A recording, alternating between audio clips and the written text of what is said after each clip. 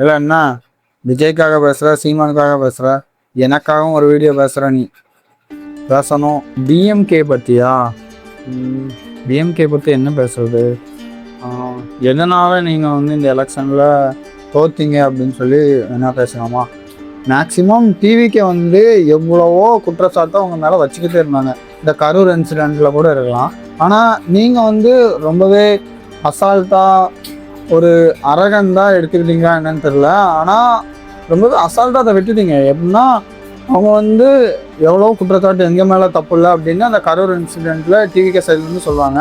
ஆனால் நீங்கள் வந்து அட்லீஸ்ட் வந்து உங்களோட லீடர்ஸ் வந்து கேள்விகள் கேட்டிருக்கணும். எந்த பேசஸில், எந்த அடிப்படையில் உங்கள் மேலே தப்பு இல்லை, நீங்கள் லேட்டாக வரலன்னு சொல்கிறீங்க, அதுக்கான ஆதாரத்தை காட்டுங்க அப்படின்னு சொல்லி உங்கள் லீடர்ஸ் வந்து அதை பற்றி பேசியிருக்கணும்.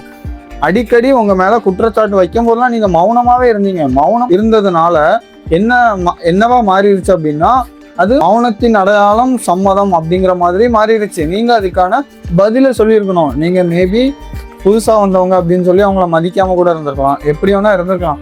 ஆனால் நீங்கள் பதில் சொல்லியிருக்கணும். நீங்கள் பதில் சொல்லாமல் விட்டுறதன் பின் விளைவு தான் இவ்வளோ பெருசாக வந்து நிற்கிது. ஏன்னா அரசியலே மாறிடுச்சு. ஃபுல்லாக சோசியல் மீடியாஸு. சின்ன பிள்ளைங்க ஃபோனில் பார்க்குறத நேரே கொண்டு அவங்க அப்பா அம்மாட்டா காட்டுறாங்க.